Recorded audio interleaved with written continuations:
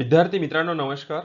मी प्राध्यापक नागेश ढोबळे आपणा सर्वांचे या व्हिडिओमध्ये स्वागत करतो.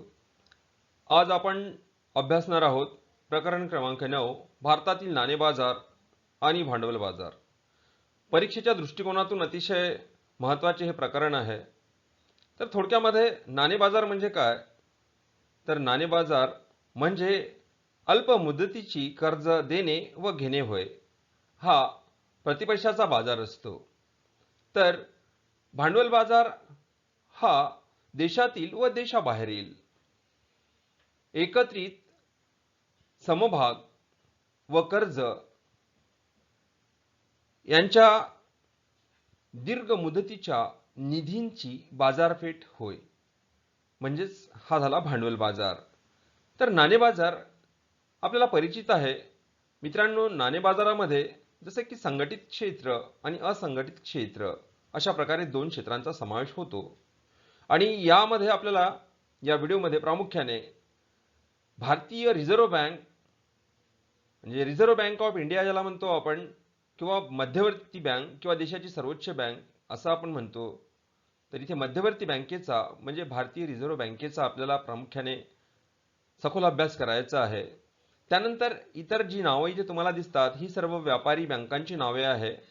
व्यापारी बँकांमध्ये state bank of India, city bank, central bank, union bank या सर्व व्यापारी बँका आहे. आणि या व्यापारी बँकांचा सुद्धा आपण इथे अभ्यास करणार आहोत. जसे की व्यापारी बँकांची कार्य प्रामुख्याने आपल्याला अभ्यासायची आहे, तशाच प्रकारे भारतीय रिझर्व्ह बँकेची कार्य सुद्धा आपल्याला अभ्यासायची आहे. तर भारतातील नाणे बाजार आणि भांडवल बाजार याविषयीची प्रस्तावना. वित्त म्हणजेच पैसा हा अर्थव्यवस्थेचा कणा आहे. अर्थव्यवस्था सुरळीत चालण्यासाठी पैशाची महत्त्वाची भूमिका आहे. म्हणजे वित्ताची भूमिका जी आहे ती अतिशय महत्त्वाची आहे. आणि वित्ताचे वर्गीकरण जे आहे ते वित्ताचे वर्गीकरण वैयक्तिक वित्त, औद्योगिक वित्त व सार्वजनिक वित्त अशा प्रकारे केले जाते. भारतातील वित्त प्रणालीमध्ये वित्तीय संस्था, वित्तीय बाजारपेठ, वित्तीय साधने आणि वित्तीय सेवा यांचा समावेश होतो. या चार बाबींचा समावेश वित्तीय प्रणालीमध्ये केला जातो. विशेषतः या प्रकरणामध्ये आपल्याला वित्तीय बाजारांचा अभ्यास करायचा आहे. तर वित्तीय बाजारपेठेचा अर्थ समजून घेऊया. वित्तीय बाजारपेठ म्हणजे काय? तर वित्तीय बाजारपेठ यामध्ये रोखे, भाग ज्याला शेअर्स म्हणतो आपण, व्युत्पन्न रोखे म्हणजे डेरिव्हेटिव्ह, सरकारी रोखे, विदेशी चलन इत्यादी सारख्या आर्थिक मालमत्तांची खरेदी विक्री केली जाते. ही जी खरेदी विक्री आहे ती विशिष्ट प्रकारे करण्यात येते. वित्तीय बाजारपेठा, बँका, बिगर बँकिंग वित्तीय संस्था, दलाल, म्युच्युअल फंड, वटणावळ गृहे इत्यादी माध्यमातून ही चालतात.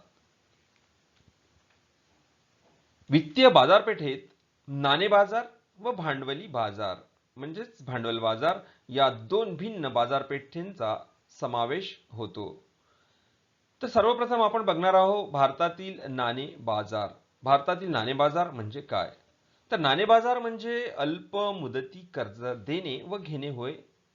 हा सदृश्य पैशाचाच म्हणजेच प्रतिपैशाचा बाजार असतो. यामध्ये व्यापारी हुंडी, सरकारी रोखे, वचनपत्रे इत्यादीचा समावेश होतो. साधारणतः ही जी साधने आहे ही साधने तरल स्वरूपाची असतात आणि याचा जो कालावधी आहे तो 1 वर्ष किंवा त्यापेक्षा कमी मुदतीचा असतो. आणि यांची मुदत संपली की विक्री जी आहे ती सहज करता येते. यानंतर भारतातील नाणे बाजाराची रचना कशी आहे ते बघणार आहोत आपण. तर ही रचना जी आहे ती दुहेरी स्वरूपाची आहे आणि यामध्ये दोन क्षेत्रांचा समावेश होतो. एक म्हणजे संघटित क्षेत्र आणि दुसरे म्हणजे असंघटित क्षेत्र. संघटित क्षेत्रामध्ये आपण अभ्यासणार आहोत भारतीय रिझर्व्ह बँक, व्यापारी बँका, सहकारी बँका, विकास वित्तीय संस्था, भारतीय सवलत व वित्त गृह अशा प्रकारे हे संघटित क्षेत्र आहे.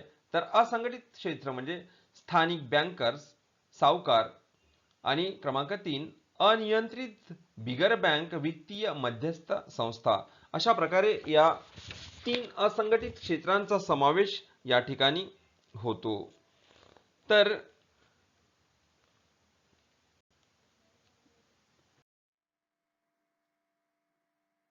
या ठिकाणी संघटित क्षेत्राचा आपण अभ्यास करणार आहोत.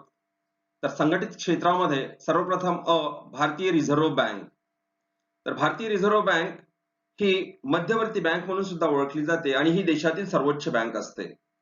हिल्टन यंग आयोगाच्या शिफारशीनुसार भारतीय रिझर्व्ह बँकेची स्थापना केली गेली. भारतीय रिझर्व्ह बँक कायदा 1934 नुसार बँकेच्या मूलभूत कार्याला वैधानिक आधाराची तरतूद आहे आणि भारतीय रिझर्व्ह बँक ही 1 एप्रिल 1935 रोजी स्थापन झाली आणि खाजगी भागधारक बँक म्हणून हिला ओळखलं जायचं. या बँकेचं राष्ट्रीयकरण हे 1 जानेवारी 1949 रोजी झाले. तर बघूया मध्यवर्ती बँकेच्या व्याख्या. Doctor M.H. डिकॉक. मध्यवर्ती बँक ही देशातील मुद्रा व बँकिंग संरचनेतील शिखर संस्था आहे. त्यानंतर प्राध्यापक W.A. शाह यांच्या मते अर्थव्यवस्थेतील पतपुरवठ्यावर नियंत्रण ठेवणारी बँक म्हणजे मध्यवर्ती बँक होय. तर भारतीय रिझर्व्ह बँकच्या आपण व्याख्या बघितलेल्या आहे. त्यानंतर या बँकांची कार्य जी आहे, भारतीय रिझर्व्ह बँकेची कार्य कोणकोणती आहे ती बघणार आहोत. क्रमांक 1 चलनी नोटांची निर्मिती करणारी बँक. रिझर्व्ह बँकेकडे चलनी नोटांची निर्मिती करण्याचे अधिकार आहे. तर 1 रुपयाची नाणी, 5 ची नाणी, 10 ची नाणी आणि 1 रुपयाची नोट ही जी निर्मिती आहे ती भारत सरकार द्वारा केली जाते. अन्यथा सर्व चलनी नोटा, एक 5 रुपयाची नोट, 10 रुपयाची नोट, 20 रुपयाची नोट, 50 रुपयाची नोट, 200 रुपयाची नोट, 500 रुपयाची नोट या सर्व नोटांची निर्मिती जी आहे ती भारतीय रिझर्व्ह बँक करते. 1957 च्या किमान राखीव प्रणालीनुसार रिझर्व्ह बँकेला किमान 200 कोटी रुपये ठेव ठेवावी लागते आणि ते किमान राखीव प्रणालीनुसार, किमान राखीव पद्धतीनुसार रिझर्व्ह बँकेला 200 कोटी ठेव ठेवावी लागते. यापैकी 115 कोटी सोन्याच्या स्वरूपामध्ये आणि 85 कोटी परकीय चलनाच्या स्वरूपामध्ये ठेवले जातात. क्रमांक 2 सरकारची बँक.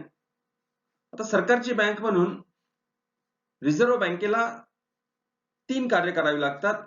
रिझर्व्ह बँक ही सरकारची बँक म्हणून कार्य करते, सरकारची सल्लागार म्हणून कार्य करते आणि सरकारचा प्रतिनिधी म्हणून सुद्धा काम करत असते.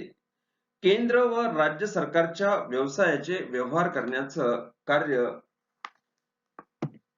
रिझर्व्ह बँकेला करावं लागते.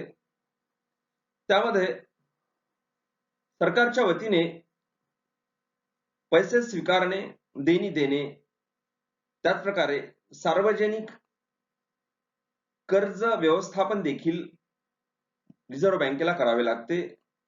सरकारला अनेक प्रकारे सल्ला देण्याचं काम रिझर्व्ह बँक करत असते. त्यानंतर बँकांची बँक म्हणून रिझर्व्ह बँकेला ओळखले जाते. तर ही व्यापारी बँकांची बँक म्हणून ओळखली जाते. रिझर्व्ह बँक व्यापारी बँकांवर वैधानिक नियंत्रण ठेवते. व्यापारी बँकांच्या पतनियंत्रणावर नियंत्रण ठेवणारी बँक म्हणजे रिझर्व्ह बँक आहे. त्याच प्रकारे व्यापारी बँका जेव्हा अडचणीत येतात तेव्हा त्या बँकांना मदत करण्याचं काम सुद्धा ही बँक करत असते. रिझर्व्ह बँक व्यापारी बँकांना त्यांच्या हुंड्या वटवून देऊन आर्थिक सहाय्य करते. तसेच मंजुरी दिलेल्या तारणाच्या बदल्यात बँकांना कर्ज उपलब्ध करून देण्याचे कार्य सुद्धा रिझर्व्ह बँक करत असते. त्यानंतर क्रमांक 4 परकीय चलन साठ्याचा सांभाळ करणे. परकीय चलन साठ्याचा सांभाळ करण्याचं महत्त्वाचं कार्य मध्यवर्ती बँकेला म्हणजे रिझर्व्ह बँकेला करावं लागते. रिझर्व्ह बँकेकडे परकीय चलन साठ्याचे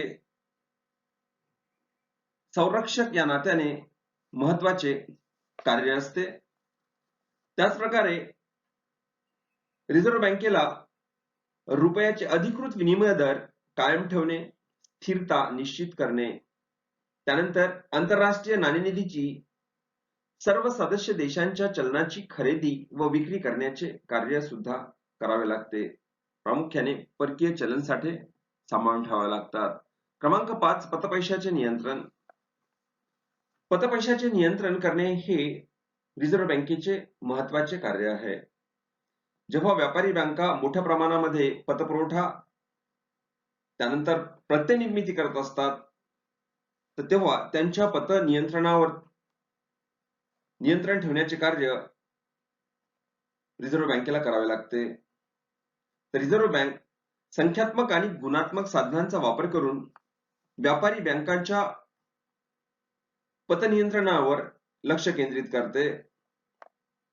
संख्यात्मक साधनामध्ये बँक दर, खुल्या बाजारातील रोखे व्यवहार, रोकड निधीचे बदलते गुणोत्तर अशा प्रकारे नियंत्रण आणून पतपैशाचे नियंत्रण करते. तर गुणात्मक पतनियंत्रणामध्ये नैतिक मनधरणी, कर्जाचे नियंत्रित वाटप तसेच कर्ज व तारण यामधील गाळ्याचे नियमन करून पतनियंत्रण करण्याचं महत्वाचं कार्य करते. क्रमांक 6 आकडेवारी गोळा करणे व प्रसिद्धीस देणे. रिझर्व्ह बँकेला अर्थव्यवस्थेच्या इतर वित्तीय क्षेत्रांच्या संबंधित सांख्यिकीय माहिती संकलित करून ती प्रसिद्ध करावी लागते. त्यामध्ये व्यापार, आयात निर्यात इत्यादी बाबींचा समावेश होतो. त्यानंतर विकासाभिमुख आणि प्रोत्साहनात्मक कार्य. रिझर्व्ह बँकेला बँकिंग सेवा वाढविणे हे महत्वाचे कार्य आहे. ग्रामीण तसेच शहरी भागात बँकिंग सेवा दिवसेंदिवस वाढत आहे. ठेवीदारांना संरक्षण देणे, कृषी पतपुरवठा आणि औद्योगिक पतपुरवठा यासाठी विकासात्मक कार्य तसेच प्रोत्साहनात्मक कार्य रिझर्व्ह बँकेला करावी लागतात. क्रमांक 8 इतर कार्य. निरसन केंद्र म्हणून काम किंवा व्यापारी बँकांचा अंतिम ऋणदाता.